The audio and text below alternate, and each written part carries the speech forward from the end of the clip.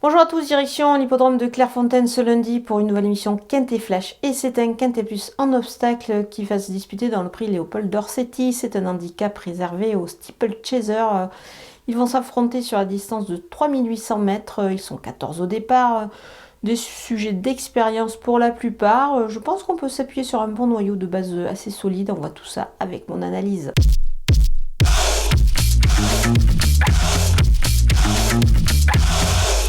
On attaque avec mes bases et le numéro 9, Mandarin du Basque, très compétitif dans cette catégorie-là. Il va être avantagé par le bon terrain également. Le cheval va encore tout donner. Il se présente au mieux de sa forme, à mon avis. Dans ce lot, évidemment, il va disputer la victoire. Le numéro 6, Extra Well du Porto. Alors, elle court certes rapprochée, mais je pense que c'est pas un souci. Si elle court, c'est son entraîneur l'estime compétitive dans cette épreuve et bien prête. Donc voilà, elle a prouvé qu'elle pouvait réaliser de belles perfs à ce niveau, surtout sur le steeple, spécialité dans laquelle elle excelle.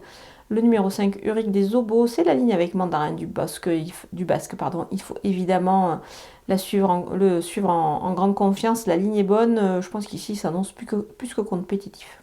Les opposants avec le numéro 12, Footballisto, on le connaît bien ce cheval-là, il a beaucoup d'expérience et il apprécie également ce parcours de Clairefontaine. Il devra encore tout donner, mais voilà, dans ce lot-là, il est capable de réaliser une belle perf. Le numéro 8, Allegretto, il découvre la piste, mais il est à suivre ici, à mon avis. Il a son mot à dire s'il s'adapte évidemment au profil de Clairefontaine. Sur ce qu'il a réalisé de mieux, on s'en méfie. Le numéro 10, Frimousse, à ce poids, elle peut viser plus une place. Par contre, sur ce genre de parcours-là qu'elle découvre, mais je pense qu'elle devait pouvoir s'adapter ici à ce tracé de Clairefontaine. Le numéro 1, Raffles Liaison, il doit montrer autre chose, c'est sûr. Mais sur sa meilleure valeur, il est quand même difficile de l'écarter. En plus, en obstacle, c'est quand même très dur d'écarter le top weight de la course. Ça fait partie des choses à retenir, évidemment, quand on joue en obstacle. Il vaut mieux garder quand même le numéro 1 dans ce genre d'épreuve. Mon coup de poker, c'est le numéro 4, Calotin. Il est en vue dans les réclamés dernièrement, mais un réclamé plutôt bien composé, avec des chevaux qu'on a déjà vus à l'œuvre dans les handicaps. Donc c'est pour cette raison que dans cette épreuve, je pense qu'il est capable de, pourquoi pas, réaliser encore une belle performance et confirmer surtout sa forme actuelle.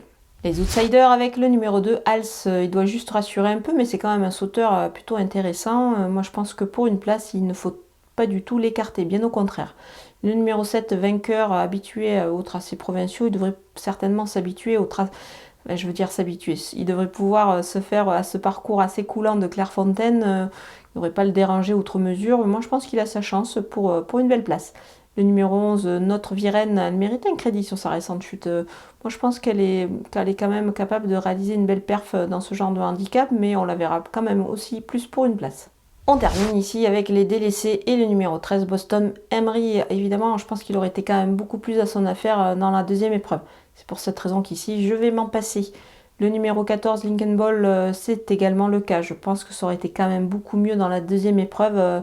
Pas trop de marge ici dans cette catégorie-là. Donc je vais l'écarter ici sans aucun souci. Le numéro 3, Idéal de Sivola, c'est une grosse rentrée. Moi, je pense qu'il vaut mieux attendre un petit peu et voir pour une prochaine tentative. Voilà, on a passé en revue tous les partants de ce Quintet Plus en obstacle de Clairefontaine. Je vous laisse avec ma sélection et mes conseils de jeu.